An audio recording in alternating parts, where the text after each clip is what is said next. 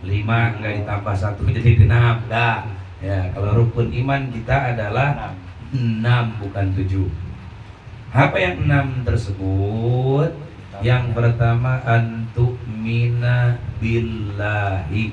Kita yakin, kita percaya, kita beriman kepada Allah Subhanahu wa ta'ala. Udah kayaknya kemarin ini.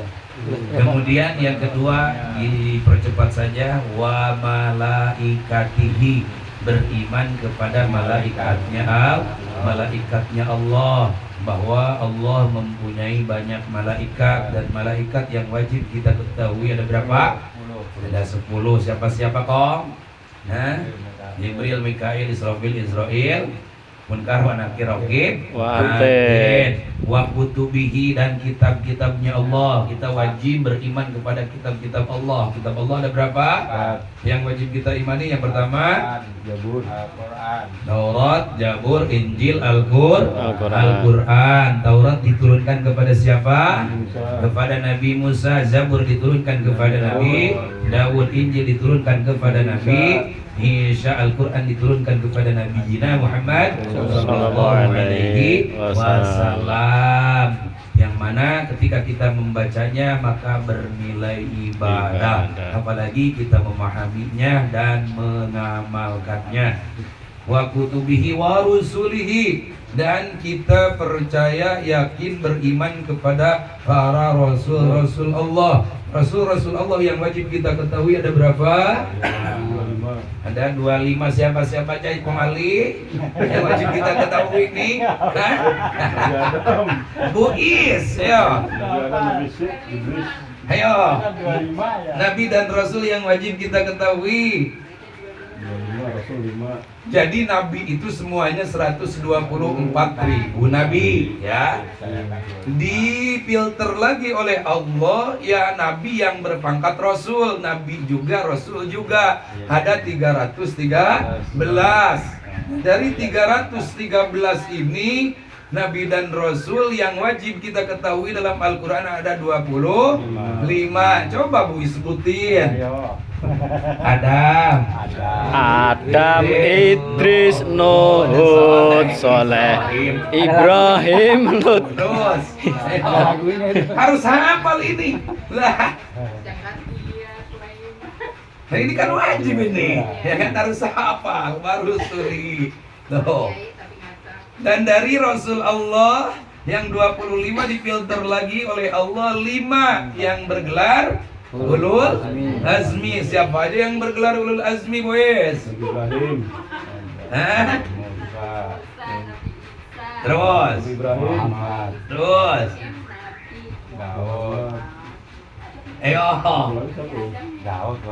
Ayo, siapa aja? Mimin, Hah? Ibrahim, Isa Muhammadiyah. Ini mim tuh kata Padang.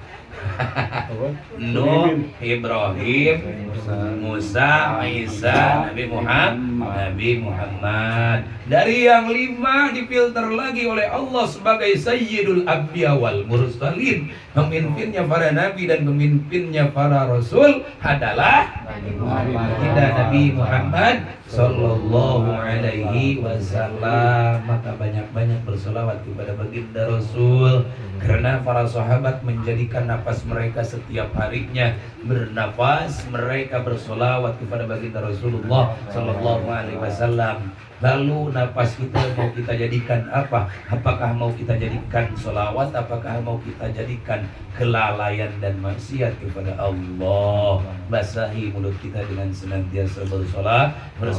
Allahumma sholli ala sayyidina Muhammad wa ala ali sayyidina Muhammad.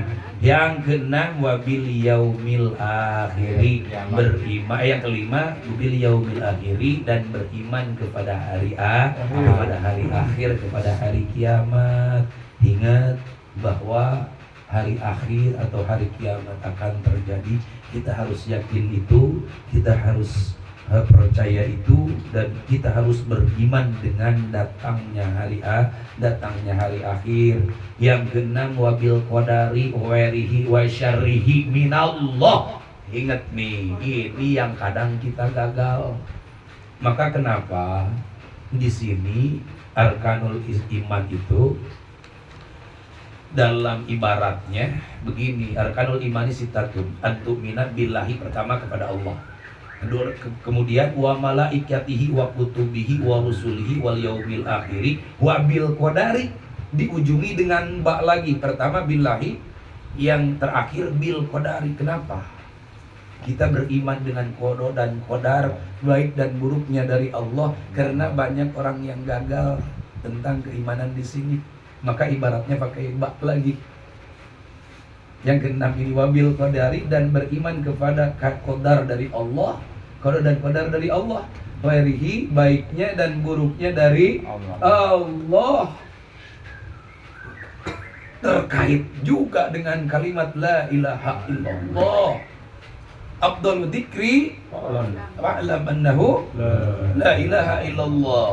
Zikir yang paling utama, paling afdal adalah la ilaha illallah. Betul, nggak ada zikir-zikir yang lain. Tetapi kita yang ngucapinnya udah paling afdal apa belum? Nah, gitu.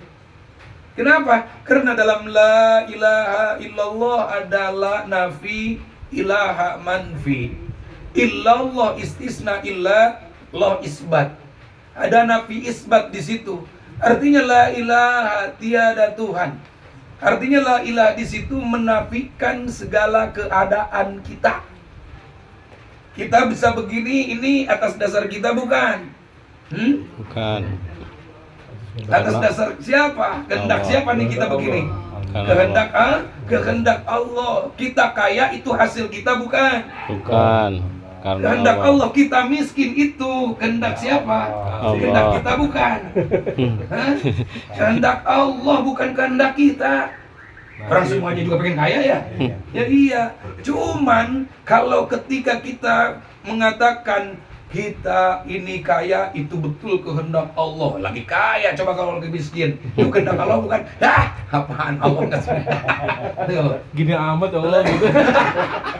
Itu makanya banyak orang yang gagal di rukun keenam ini, ya kan? Sakit hati, ya kan? Masya Allah. Pokoknya segala sesuatu yang terjadi, baik itu yang menyakitkan hati kita, baik itu yang menggembirakan dan membahagiakan hati kita, itu semuanya dari Allah. Allah.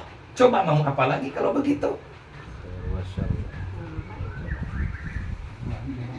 Kalau segala sesuatunya dari Allah, berarti ya kita tidak akan menyalahkan siapa-siapa. Artinya apa? Ketika segala sesuatunya dari Allah Subhanahu wa taala, maka di situ kita harus nerima kalau memang kita beriman. Kalau kita tidak menerima, berarti kita tidak beriman. Cacat rukun iman keenam kita. Tuh, banyak yang gagal di sini. La ilaha illallah. Maka kenapa ketika orang sudah mengucapkan la ilaha illallah di akhir hayatnya, dia masuk surga? Yaitu tadi, yang mereka la ilaha illallahnya bukan hanya dibaca saja, tetapi mereka resapi, renungi, kemudian mereka terapkan, meniadakan segala keadaan kita. Semuanya kita semuanya dikehendaki oleh Allah, semuanya kita isbatkan kepada Allah, kita nisbatkan kepada Allah.